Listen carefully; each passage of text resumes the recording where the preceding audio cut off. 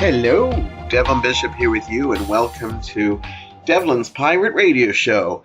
It's another brand spanking new episode, and I'm now getting back on track doing these weekly again, and I really love it. I also love the fact that I do have some guests coming in soon, I hope. I know I have one next week, fingers crossed. I know there can always be cancellations and stuff. I've done this show long enough to know that sometimes you have to reschedule and do the show at weird times, but I believe I have a guest coming in next week. So, and as always, I'm not going to tell you until the time comes, but he's somebody who really wanted to do the show, and so our schedules matched, and that'll be next week. So you're stuck with just me today. We're going to start things off. I'm sure for those of you who didn't go to my Devlin Christmas monologues might be interested in knowing how it went. Thank you if anybody's listening that did come. It was a really wonderful night. I really practiced doing the show. Like, I rehearsed it more than I normally did because I hadn't done one in so long, and it was just so amazing the day of, because I had been missing pieces of it throughout the rehearsals, but I remembered everything, and so it was really awesome when it all came together. I tend to do these shows, and because I do them through improv, like I kind of write it, but I don't write it down, because the reason I don't write it down is because I don't want it to feel scripted. I don't want it to feel like I'm just reading off a piece of paper. Sometimes when I go to plays and stuff, it just sometimes feels like people are memorizing lines, and it takes me out. And for an experience like this, I like it all in my head. So I write it in my head, then I rehearse it and play it out. But sometimes in rehearsals, and even when I've done shows, I've left out little pieces. But usually what happens is I don't realize it. And then the next day I said, oh, I don't think I remember saying that. But it's been a couple of days since the show now, and I'm like, no, I think I remembered everything, so I'm very pleased. And I felt good about the show. I could see that I was making the audience laugh. I was making them think. I was making them tear up a little bit. I actually saw people, taking out Kleenexes and stuff, which is great. I don't get to use Kleenexes on the show, so I have to just kind of get through my tears. And I did break up a couple of times. It tends to happen. You've heard it here on my podcast too. But it was a sensational night. My tech person, Mike Madich, the guy called Dad, he's been on the show before. Look for his podcast. He just keeps me grounded before the show. We, decorated the stage. We got the tech happening, and then we went off for a little dinner and just to take our minds off things. Then we came back, and by no time we were doing the show, and at the end of it, it was wonderful.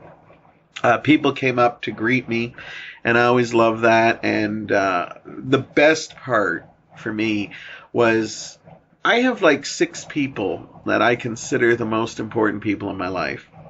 Now, I have other people besides that, but these 6 people, I feel that they're the people that really worked hard to build relationships with. And I would do anything for these people. And that we have relationships, love affairs that we don't let society tell us it's, how to be. And believe it or not, society does that a lot. But we don't. We don't care if we break the boundaries, as in if,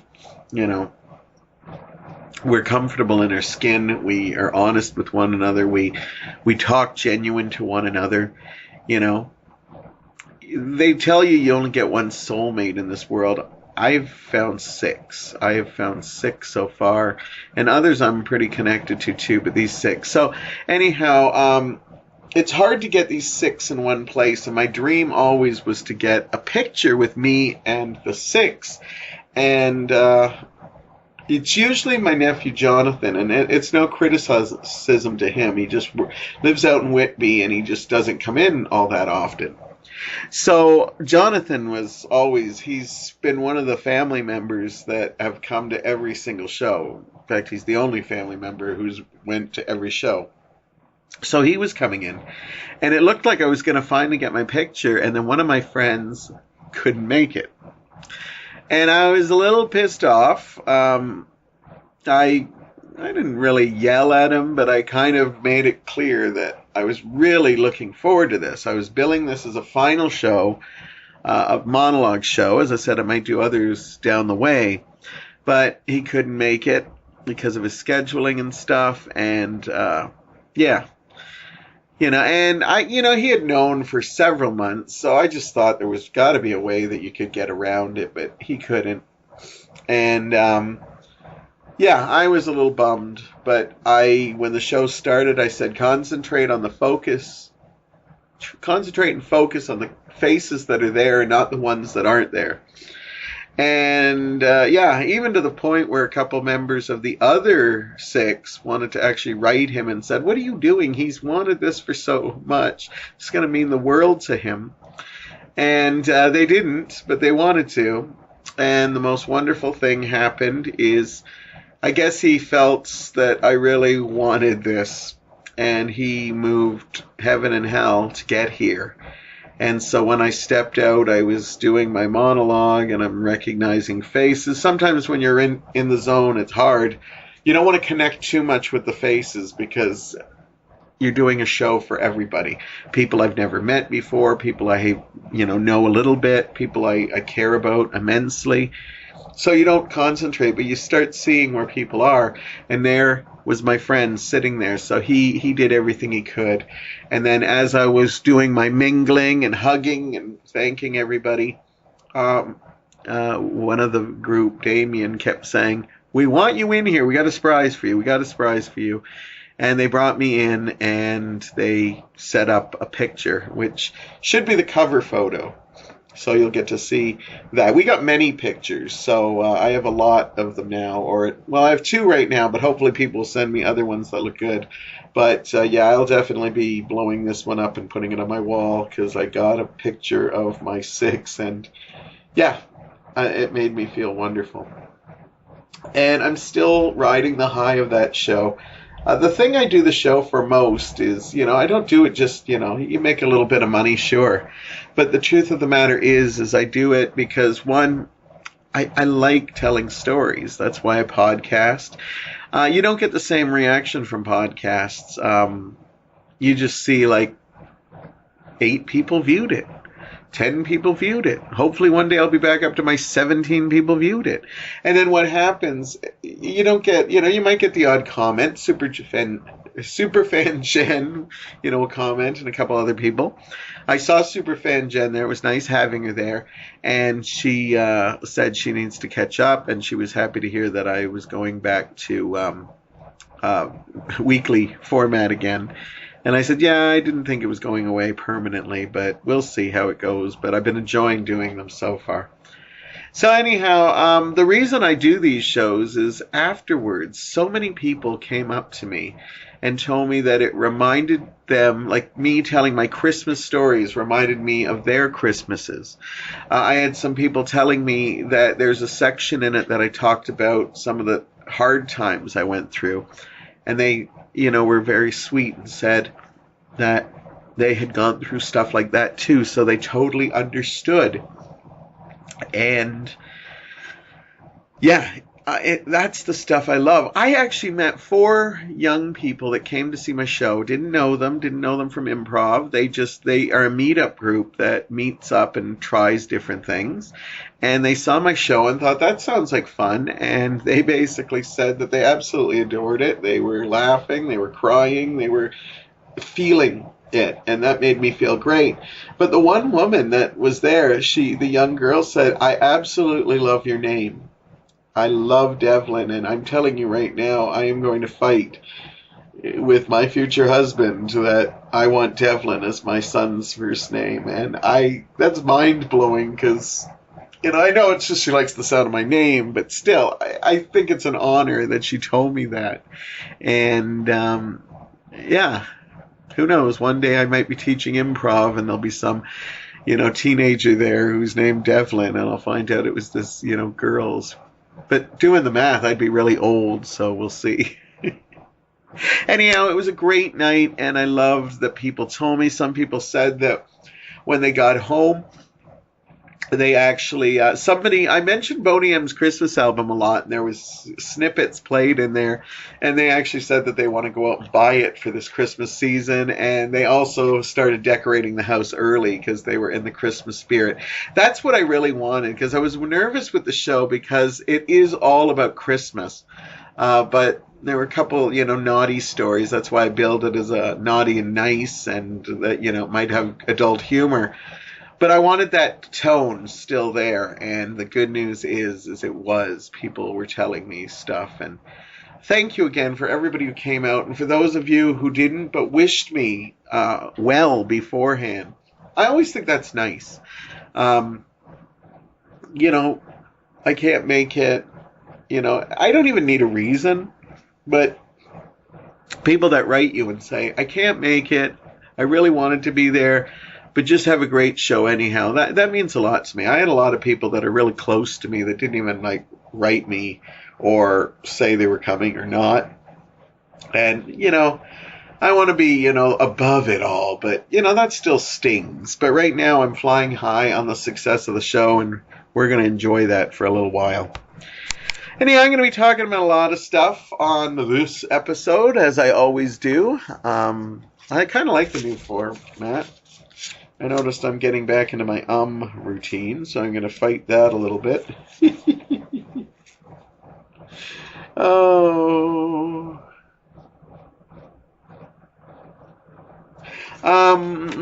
So what do? I say Sorry, I'm just going through my notes. I finally got to see Justice League, and in the second half, I'm going to give my review of Justice League, and yeah, because I'm going to still do movie reviews and stuff like that in here. I'm actually going to talk about something a little strange right now. Well, not too strange. We all have to do it. It's something called laundry.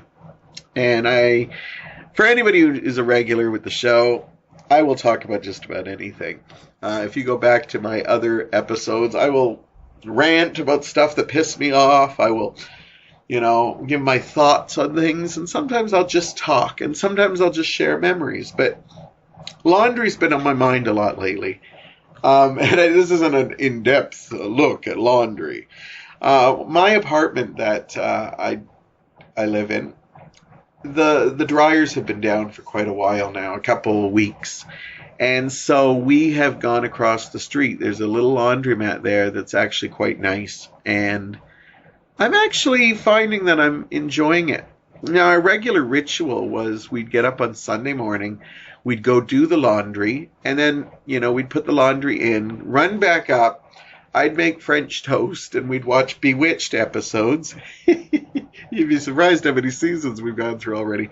We've done this for ages. We've done it with shows like Little House on the Prairie. We've done it for all. But we have enough time, then we run back down, put it in the dryers, and then we do other stuff. Sometimes I've done full podcasts in between the spin cycle. But the dryers have been down, so our Sunday morning ritual has changed. So we decided we got our quarters together. Luckily, we have a lot of quarters around the house. Because sometimes we just dump all our change in this change bin, and then so we have a lot of quarters to go through. And we went to the laundromat, and I don't know.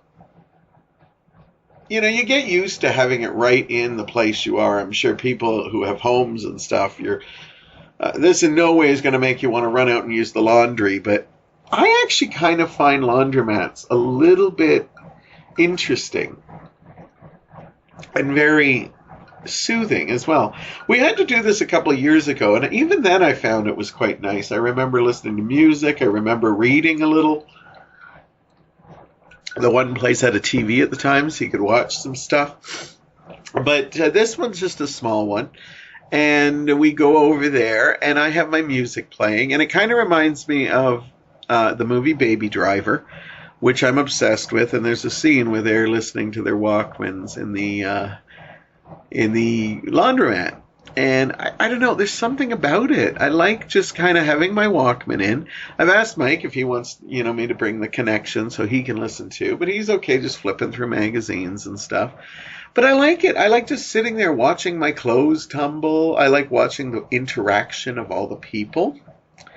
You start seeing regulars and stuff like that, and you're friendly to people because everybody is in unity because we're all doing the same thing. We're all basically doing laundry. We all cleaning our underpants and our clothes, and we are coming together doing that. And I like grabbing the little baskets that you can throw your clothes in when you're going from washer to dryer and stuff. And there's they have a little cafeteria where you can buy, snacks and drinks and stuff. We go early in the morning, so I've had one of their like orange drinks, but it was okay. I would love to go in the evening sometime because I just wonder what goes on there because it's fun.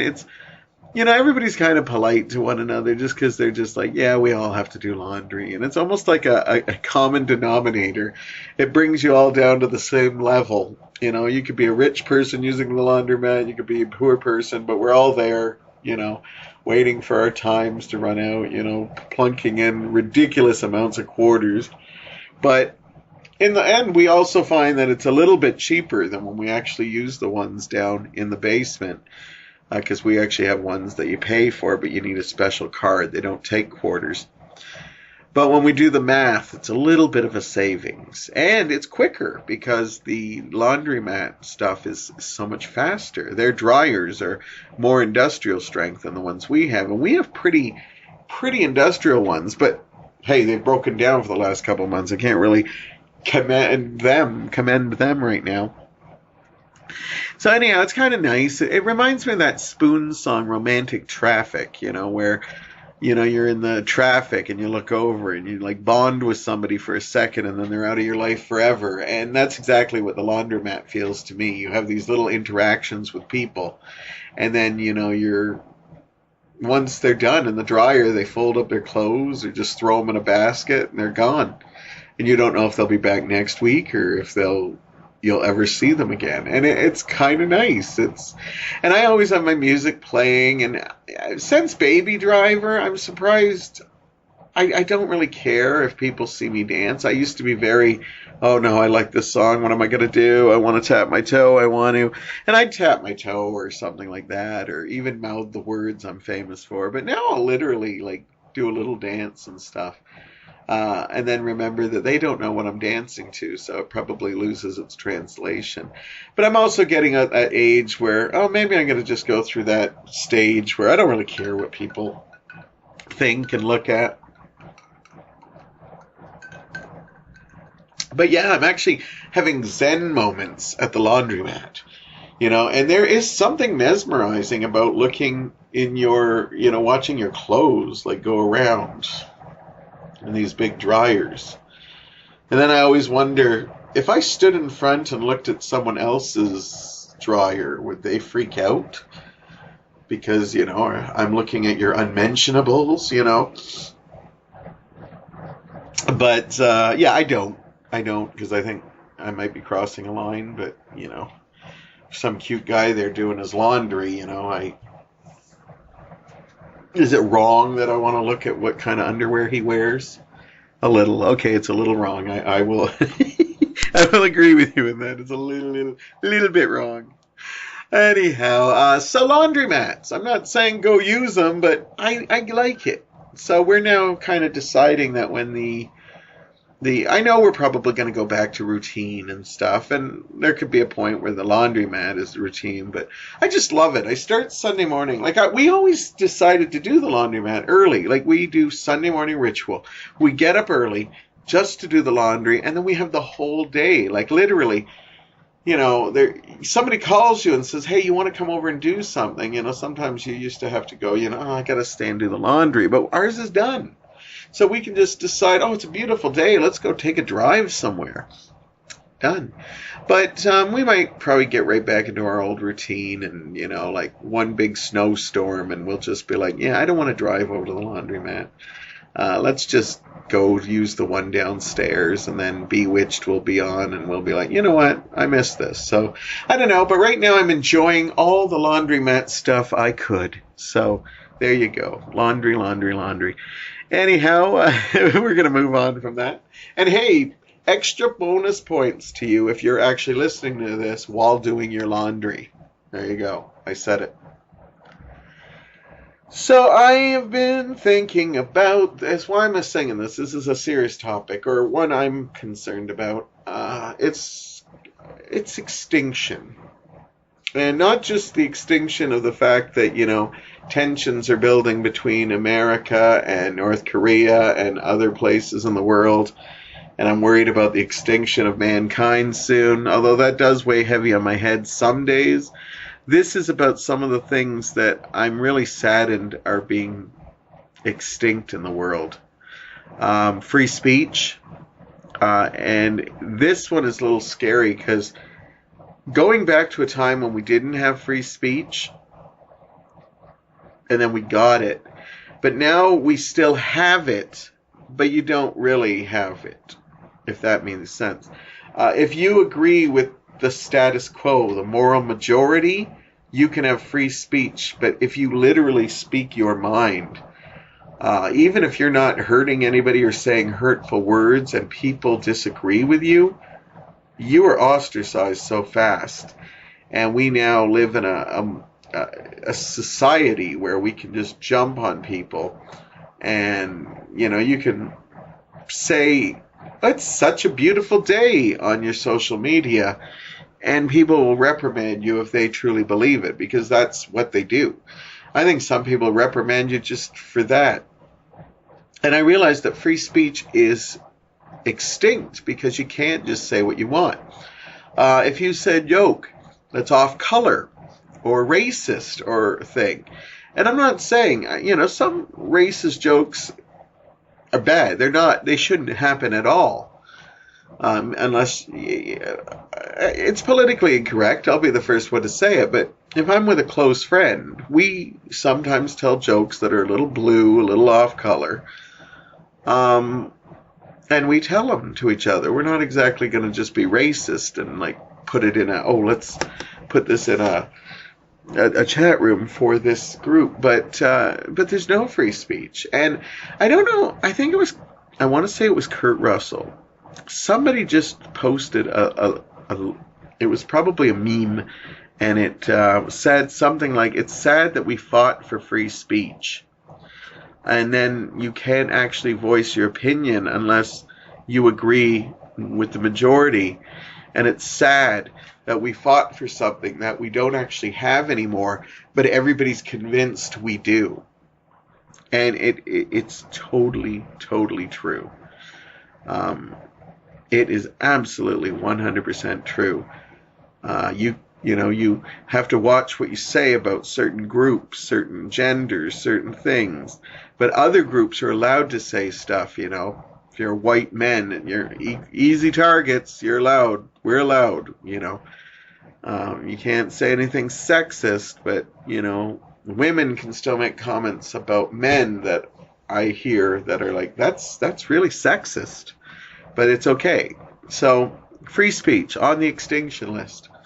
Friendship, loyalty, compassion, all things are on an extinction list. Friendship has taken an unusual turn. I talked about it a couple of weeks ago that I know older people that, basically got so wrapped up in their family life are now having troubles meeting people older. And that a new generation doesn't even know how to go out with friends, that they just kind of hook up or they talk online, and that's it. And it's really sad that is going away. Friendships are always the first to be pushed aside. You can have a close friend, do everything with them. As soon as one of the people go into a relationship, you would think that you would want to promote all your other friendships, but most of them sometimes go by the wayside. But not for me. When I found Mike, I actually wanted to strengthen my friendships, and I did. And I'm thankful that I did, because I see so many times I've been pushed away for people. Like, you only have room for one person in your life? And then they wonder where those people are when they break up with those people and wonder, how come you don't want to hang out anymore? It's like, well, you kind of called that ages ago. Compassion. Compassion is, going away. I think we try to make it seem like we're compassionate because it's easy enough to just find a meme or a GIF or something that can say compassion. A tragedy happens in the world in a certain country, and you can go change your Facebook to have your face in their flag. But I don't think there's real compassion in the world. I think, don't get me wrong, there's always compassion in the world, but I think it's on the extinction list. I don't think we care as much as they say. I think we let people think we care. It's like I remember when I volunteered at a food bank once, and they said that the problem we have with food banks is sometimes we don't get enough food, but sometimes we get enough food, but we don't get enough volunteers. But you would never guess that. I actually have always applauded volunteers of any kind. If you volunteer with sports, for teams or anything. If you volunteer for theater, if you volunteer to just help a thing, like help poor or help a cause or do charity work, I applaud you. I've been there, and I would love to do more of it. I know we have busy schedules and stuff, but, it's very hard. I was just talking the other day to somebody that we're losing connecting. I am an advocate, and oddly, I do it through a podcast, which makes it twice as compassionate and twice as funny that I say that we spend too much time communicating with people, using texts and emails and stuff like that. That we carry phones, but we don't actually phone people. We're losing that connection. That's why I think when I did my show, it was amazing, because you get to see people, and they give you a big hug at the end, or the handshake, or anything like that. We connect. We get to talk with them a little bit. And I think we forget how that is. I'm trying to set up a whole bunch of coffee dates with people just so I can connect to them face to face, look in their eyes, feel their hearts a bit more. Sometimes that doesn't come through in texts and stuff like that. You got to be a really good writer to do that, and sometimes just little happy faces and stuff all the time doesn't necessarily express exactly how you're feeling. One of my ones that scare the hell out of me right now is innocent till proven guilty is extinct. It's now guilty until proven otherwise. A lot of Hollywood stuff's coming out, and I applaud all the people that are coming out, and it's about time. And I hope that it actually comes out in other companies and in other industries. But I also fear that we're heading towards a time that we're actually now we can actually use it. Like, they've discovered that you can, all these people like Kevin Spacey and Harvey Weinstein, and have multiple people coming after them. And if they are guilty for it, I absolutely think they should lose their careers or get penalties or jail time or whatever, how drastic the thing is. But I also fear now that all you have to do is say you were groped or touched, and that person's life is over. I'm not going to say names here, but I know a person who works at a company that just had this happen, where a married man was accused of being very flirty with a woman. And the person that I knew about this basically actually saw it in a different way. It was two-sided. They were both flirting. In fact, there was one incident where the person even saw the woman massaging the neck of the married man, and that didn't look like she was being forced to do that. So basically what happened was there was an investigation, and everybody got their pitchforks out and were ready, like they're not going to continue working if this man lives there or works there and stuff. And basically what came about it is that the woman retracted her statement because she realized that it wasn't necessarily all true what she originally said, and they basically came out and said this is not going to happen. Like, they're both going to keep their jobs, and if there's any more suspicion about it or that, things will be dealt with. And they actually had to tell the people that were starting, that were, oh, we're not working with him. We're not working with him anymore. But it's scary. I've talked to a lot of men that, they've never done anything bad. And they're not just, so they're like, well, I've never treated a woman with disrespect. Or, but their fear is if a woman, or not just a woman, because there are men coming out against other men too, and hopefully one day men will come out against women, because I have definitely seen in this industry that men can be just as sexually harassed. I know a workplace that a man actually left his job after a couple of days because the women were making comments and staring at him because he was muscular and good looking, and they were making inappropriate comments, and he actually left the workplace because he just didn't feel comfortable there. And so, but what I'm saying is that I know people that are like, I treat people in good ways, but now you just wronged the wrong person, and all they have to say is, they had advancements to me. They touched my ass. They, went for my cock. You just say that now, and you're not even, the investigations haven't even begun yet. And those people are losing their careers. And I'm all for the people coming out. I totally am for victims coming out. But I am also for the fact that I think we should not be like pulling shows and movies off of them, or getting rid of all our DVDs that, certain people think. There was a lot of people that worked on those TV shows or movies or music. And I don't think everybody should be punished because of that. But especially find out if the person is guilty, then by all means, I think they should get everything at them. And I commend the people that are coming out. But the problem is that a couple times, multiple people come out, and what happens is some of those multiple people have been found out to be frauds, which now puts the people who are really been victimized into some situations. And the problem is that it makes them look bad, because some of the ones that wanted to jump on the bandwagon have now tarred their name because, well, the other ones proved to be so.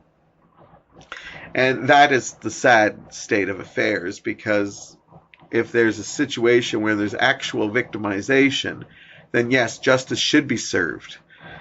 But, there's a problem now because, I just think that there could be a person like, oh, I didn't get that role several years ago, and I've never become an actress because of it, or an actor. I'm going to say something because I can literally destroy their careers now. So the whole innocent until proven guilty extinction list. These are things I don't want extinct in my life. Loyalty is extinct. People jump from job to job all the time now. And if you're in a crappy job, I don't blame you. But there are some people that jump from job to job and the jobs aren't that crappy. It's just you don't want to do everything you're supposed to do. So then you go to the next job, and then you don't like something with that, and then you move to the next job. Nothing wrong with that, but you're killing your loyalty and credibility. You're also killing yourself on your resume when you have like 17 places I've worked in the last 5 years, and they realize right away, yeah, this person isn't loyalty. And there's no loyalty amongst people that often anymore. It's extinct. And I'm not saying everybody. It's on the extinction list, which means less and less people. They release so many books. I picked up a book a couple of weeks ago in my cover photo, The Art of Not Giving a Fuck, or Not Giving a Shit, or what it is. And there's so many of these books about how, you should be okay with telling people no and stuff. And a lot of it is good advice, but a lot of it is selfish advice too. We used to be more selfless. But that's going now. It's just what you're all about. And what's happening is we're teaching kids, oh, well, this is how our parents are acting. So we don't have to have loyalty either, you know. It stresses me out. I'm not doing that play anymore. I'm not going to be in the band anymore because it stresses me out. There's no loyalty, commitment. It's going the wayside. Again, it's not everybody, but extinction, it's like a cancer that's growing in the thing, and there is going to be a day where we're going to start losing these things in a big way because we're already seeing signs of it. Anyhow, that's me getting off my soapbox. I think that's a good enough. Oh yeah, I've been running my mouth off for a while. I still got some things to talk about, including my review of Justice League, which is coming up right after this intermission. We are about to witness the takeoff of the first manned rocket to outer space. We pick up the count. 7, 6, 5, 4, 3, 2, 1, 0. We're off to visit the planet. There are treats galore in the sky. Venus is loaded with candy, and ice cream is found upon Mars. The soda pop isn't on Saturn. When you're thirsty, it's sure to spot. And Jupiter's really jumping with popcorn that's buttered and hot. But the best of them all is the planet, where all of these treats are at hand. And that is the spot we now head for, our theater refreshment stand. Welcome back, and if you're just tuned in, you're listening to the Devlin Pirate Radio Show. We're into the second half, and I am going to talk about a few things. We're going to start with my movie review of Justice League. I finally got to go see it, and it was well worth the wait. I really enjoyed it. I'm sad that once again, not only are critics bashing it, but it looks as if fans aren't going out in the droves that they thought, which is really, really too bad because this is an entertaining movie. I like it a lot.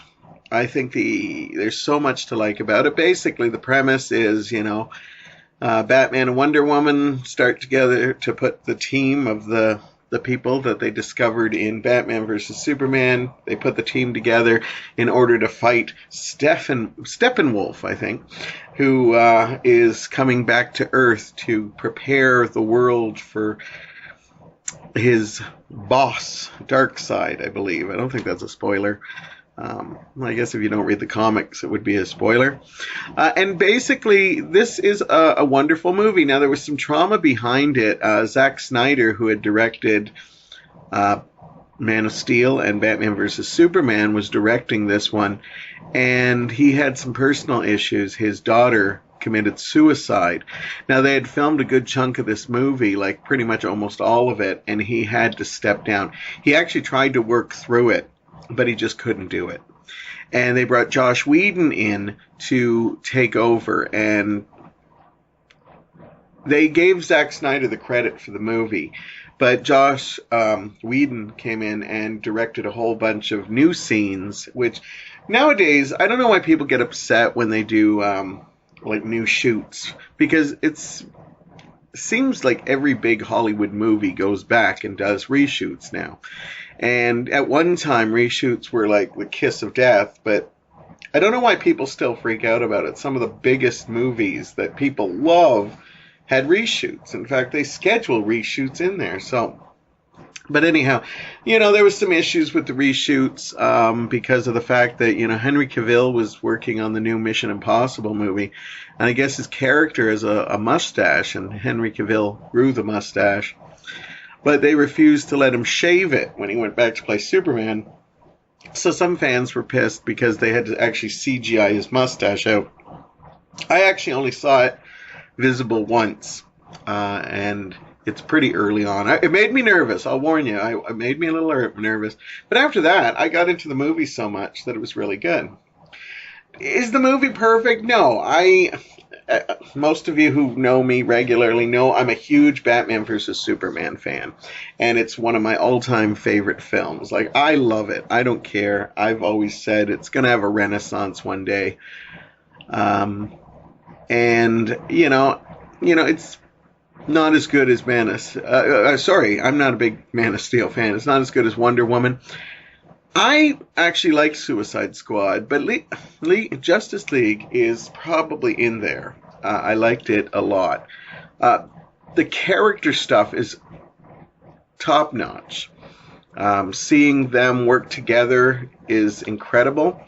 I like that all the team literally works together. There's scenes where like they'll try to come up with an idea and they'll have to use their resources to do it. And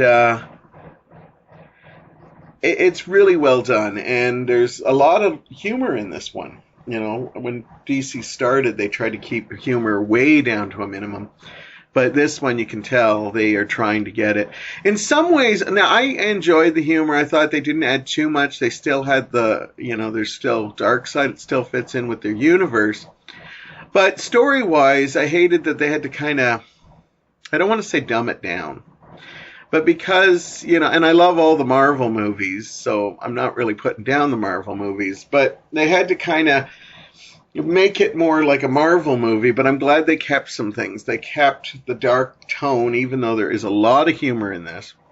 And they also kept the visuals, because I've always said that I like the art that the DC Universe brings. As much as I enjoy the Marvel movies, there's only a few of them that actually, for me, have like an artistic tone where you can look at it and say, that's so awesome. But, yeah, and what I like is that both, Zack Snyder is hit and miss with me, but I've enjoyed a lot of his movies. Obviously, I love Batman vs. Superman. I've just raved about it. And I like Joss Whedon, Avengers, right there. Those are two of my favorite superhero movies of all time.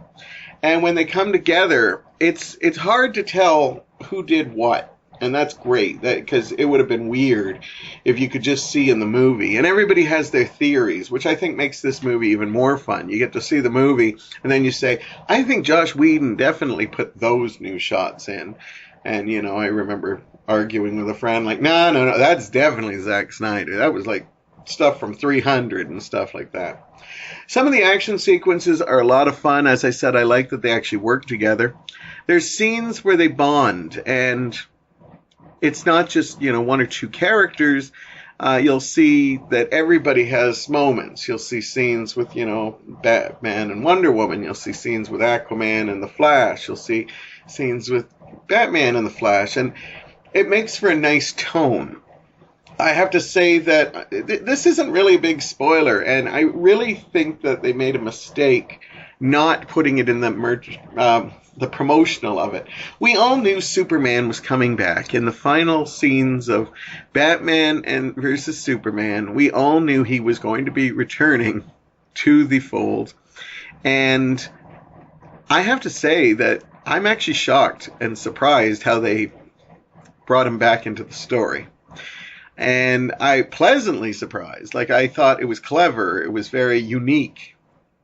And it really knocked me off guard. I really like that. Batman has a whole bunch of new toys. Wonder Woman continues her mesmerizing everyone because, you know, she's really good in this and works well with all the, you know, boys. There's one moment where she just says, I work with kids, which is quite nice. Yeah, there's a couple of problems I have with this movie, but it's nothing big. Sometimes I felt that, I don't know, I just felt because they tried to keep it close to 2 hours. Warner Brothers has basically said that the movies were getting too long, so they wanted to keep it under 2 hours. It was very controversial, and I think all these controversies kept people away. But the truth of the matter is I actually think that I would have liked to see maybe even like 15 minutes more on this, because I felt that in some ways it seemed rushed. And since I'm a big fan of the DC universe, like my lowest in this series is Man of Steel. I've seen it about 4 times, and I'm actually getting to the point where there's lots I really love in it. I'm a big Superman fan, and there's some things I don't like. But I love this universe, but this movie does feel a little rushed. It feels like they were going more for, we need to get more of a Marvel tone. But Marvel has movies that are way over 2 hours, but I think I would have liked to see more from that, whether it was more character development, more developing the villain. Definitely stay to the end credits, because there's a really nice one that'll make DC fanboys and girls absolutely excited.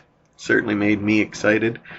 Yeah, it's just a fun movie, and it's saddened that people aren't going to this into droves. Like, this movie opened horribly at the box office. I'm really hoping that international ticket sales will be good because, if it really bombs, this could be the end of this version of the MCU. Now, we have Aquaman already filmed, so we're going to definitely get the Aquaman movie, but there's a chance we might not even see the Justice League reunite again, and that would be a shame because, well, they're just some of the most iconic characters. I've always been more of a DC fan, so as much as I'm enjoying the Marvel Universe, as I said a couple of weeks ago when I reviewed Thor, I enjoyed Thor Ragnarok, but if this is the tone they're going for in the Marvel movies, I have a feeling that even though people love Thor Ragnarok, I don't think this tone is going to work for every movie, and I think they might actually start unraveling at some point. And I hope not, because I like the Marvel movies. I have had no real issues. As I said, Man of Steel I had some issues with, but I still liked it. And I kind of want to see this universe, so I'm really hoping the box office will go. And if you've liked anything in the last movies, please don't wait for streaming. Don't wait for it to come out on DVD or Blu-ray. Go check it out at the theater. It's a nice, fun, entertaining time. It's kid-friendly. It's, these are iconic characters, As much as I love the Marvel characters, I grew up on Superman and Batman and Wonder Woman and Aquaman, and it's just, to see them on the screen is so amazing. I really enjoyed this movie. On a scale of 0 to 5, I'll give this movie, I'm going to give it I'm going to go 4. I'm going to go 4. I might be over generous because I just saw it, but I'm going to give it a 4. And, yeah, definitely go check it out. Justice League. Fortunately, now I have to go and talk some sad stuff. There was a lot of deaths this past week, and like a little bit of everything, Malcolm Young from AC/DC, Delta Reese from Touched by an Angel, and a musician, Charles Manson. Like, we're running the gambit here of people who have died, thing. But there was one that actually touched me that I said I definitely want to talk about, and that was David Cassidy. Now, when I say that name to a younger generation, you may not know that name, but to people of my generation and older, you definitely would know David Cassidy, whether you were a fan of his or not, because at one time he was like the biggest teen heartthrob ever. David Cassidy came from a very famous family. His father was Jack Cassidy, who was a singer back in the past, and his stepmom was Shirley Jones, who is an Oscar winner. She was in, lots of Roger and Hammerstein movies. She, of course, became famous for the show The Partridge Family, which I'll be talking about more of in just a few minutes. And she was his stepmom.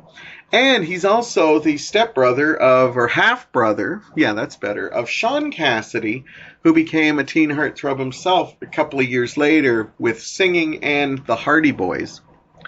David Cassidy basically grew up, and they were looking for a vehicle for Shirley Jones to do on TV, and she liked this idea of the Partridge Family. Now, there was an old family act in the late 60s called the Cowsills, and they wanted to make a TV show about them. But the Cowsills didn't like the direction they were going to go, so they just decided to make a fake family and came up with the Partridge Family. They wanted it as basically a showcase to bring this Oscar-winning talent, Shirley Jones, to the small screen. Now, I've always loved Shirley Jones. She was just a light and stuff. Well, they were casting her kids. Now, the Partridge Family, some people write it off as just fluff. It was kind of like an inspiration. They wanted a show like the Brady Bunch, but it was going to be a little edgier. And if you ever watch the Partridge Family, they actually talk a little bit more about sex. Shirley Jones is a widowed mother, which was not something you saw all the time, and she was raising her 5 kids, and those kids go on to become a group, and in the first episode they talk Shirley into joining the group. Now, originally the game plan was that Shirley was going to be the singer, and none of the kids were musicians. And David Cassidy, actually, a lot of people think, oh, that was her stepson, so he obviously got the role from nepotism, but apparently he didn't. He actually auditioned, and Shirley didn't even know about it, and because they had different last names, and then the producers figured it out and said, Shirley, do you know a guy named David Cassidy? He's just applied to be your oldest son, Keith Partridge. And Shirley said, you know what, David is amazing, and he plays guitar, and he's very charismatic, and yeah, you would do a service. Now, I believe Shirley was already not with his father anymore, but I could be wrong on that. Anyhow, David got the part, and they actually had studio singers to do all the vocals and stuff. The only times they didn't was when Shirley Jones sang. Now, if you watch the first couple episodes of the Partridge Family, the music doesn't really fit any of them unless Shirley Jones sang. But it's a really strange thing when you see the early ones. Well, somebody said David Cassidy can actually play guitar and sing. And so they decided to give him a chance with a song called I Think I Love You. And the rest was history. The Partridge Family started becoming a hit show, and David Cassidy became everything. Now, David Cassidy himself admitted that he didn't hate the song, but what he hated about the song was that they actually tweaked the vocals a bit so his voice sounded younger, because he was like about 16, 17 when he started, and they thought his voice was a little too mature. So I Think I Love You was tweaked a bit, and David said every time he heard the song it made him cringe because it wasn't necessarily his voice, because they tweaked it just a touch to make him sound younger. He liked the song, and he loved the song because the song went on to become like a #1 smash. And David Cassidy was on every teen mag. The Partridge Family was the hottest thing. The Brady Bunch, who always thought the Partridge Family was like a ripoff of them, actually started performing. They actually wrote episodes where the Bradys would perform, so they kind of ripped off the Partridge Family after, because they realized how successful it was. TV cartoon shows started everybody was starting to sing in a band because that was happening, and the Partridge Family had a big part of that. Now, it's funny because Shirley Jones always laughs that, like the Monkees, who at first didn't really play their own instruments, but eventually learned to and could tour. A lot of people said, well, how come the Partridge Family doesn't? And Shirley would just say, they're not a band. David Cassidy can play guitar. I can sing. He can sing. But none of the other people, they were faking it. Danny Bonaduce, who played Danny, he faked the guitar. David Cassidy actually had to show him how to play the guitar because he looked so bad when they were doing performance sequences. Susan Day, who played Laurie, didn't play, the piano. And, Chris and Tracy, Tracy, if you see those early Partridge Family, she could barely hold the tambourine, let alone, play it. And, the names are slipping me. They had 2 Chris's, and neither of them could play the drums. So there was no band. It was David Cassidy, Shirley Jones when she sang, and then basically studio musicians. So he said the Partridge Family couldn't tour. So anyhow, so David Cassidy became huge, and he was edgier than a lot of people give him. He really wanted to rock out, and he was starting to lose it with the Partridge Family. It ran for 4 years, and he actually got out on a loophole. It turned out that he actually signed his own contract, and he wasn't legal age yet. So he kept threatening he wanted to leave the show, but the show was actually still doing okay in the ratings, but he just was done with the poppy stuff. He wanted to rock out and do his own music. And he got out on that loophole, and they were actually thinking of bringing a Partridge cousin in, and it never happened because they just decided the ratings aren't that spectacular. Let's cut it. So David Cassidy left, and everybody kind of lost their jobs because of it. But hey. His career afterwards, he actually had a couple of hit songs. He had the remake of the Association's Cherish, and he also had a song called Rock Me Baby. And then a couple more, and then he disappeared. He actually had a very famous Rolling Stone cover that drove the Partridge Family producers crazy.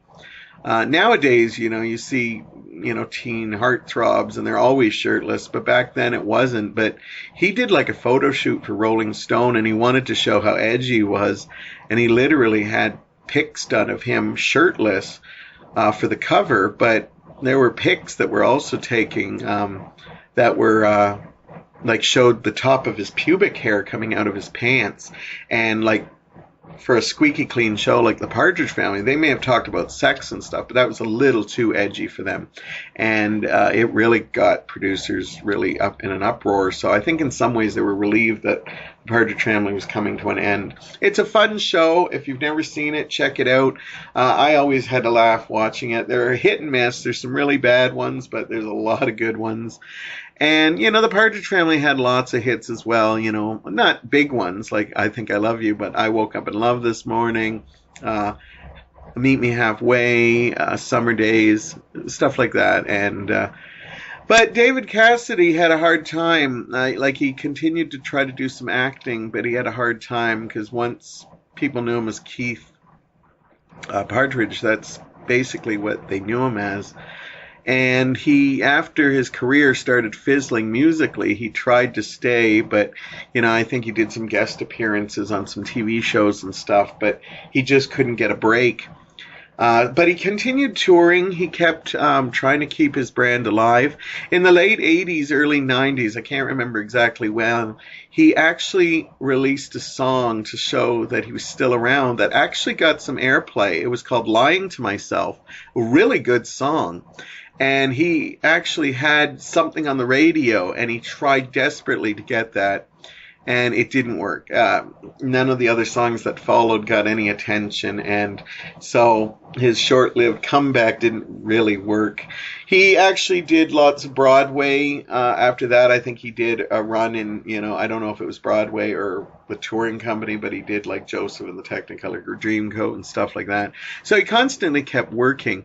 In recent years, he's had some problems with drug abuse and stuff. He's also came out with dementia, and he announced earlier this year, I believe it was, that he actually was diagnosed with dementia, and he went into cardiac arrest a couple of last week, and he was in a coma for a while, and then they resurrected him, but the damage was done, and we lost somebody that he won't get the respect he deserves in the music category, but for a bunch of teens, not only was he a teen heartthrob, but a lot of people, he was their first crushes. A lot of them, it was their first introduction to music, so they might have got into other music after that. And so David Cassidy's loss kind of hit me. He's not actually the first Partridge. Suzanne Crowe, I believe, who played Tracy, died a couple years ago. Shirley Jones is very much alive, and she's already outlived two of her kids, which blows my mind because it just does. It just does. Like Mike and I have always said, when the first Brady kid goes, it'll be hard for us. But, they've now lost, Mike and Carol and that. But Shirley Jones continues to go on. And, she's, if you ever heard Shirley, she's just very vibrant and stuff like that. I believe Katie Cassidy, who is also a famous actress, is his daughter. So he comes from a long line of famous people. So I'm going to miss him. I've listened to some Partridge Family stuff and some of his solo stuff. I really loved the song Rock Me Baby. When I was a kid, I loved that song. And, I know that was his version of, this is me rocking out, showing it. But when you listen to it now, it's pretty... The Partridge Family could have easily sang that song too. So anyhow, I wanted to pay a little bit of tribute to David Cassidy because, he was a part of my upbringing. And I'm probably going to watch some Partridge Family to, remember him well. So he brought a lot to a lot of people's lives. And Probably a lot of posters on lots of teen girls and gay guys' walls too. So, anyhow, I was going to talk about some other stuff, but I got wrapped up in my David Cassidy tribute and rest in peace. I think that's it for the show, and I hope you enjoyed it. I'll be back next week. As I said, I hope to be having a surprise guest in my midst, and until then, I look forward to talking to you very, very soon.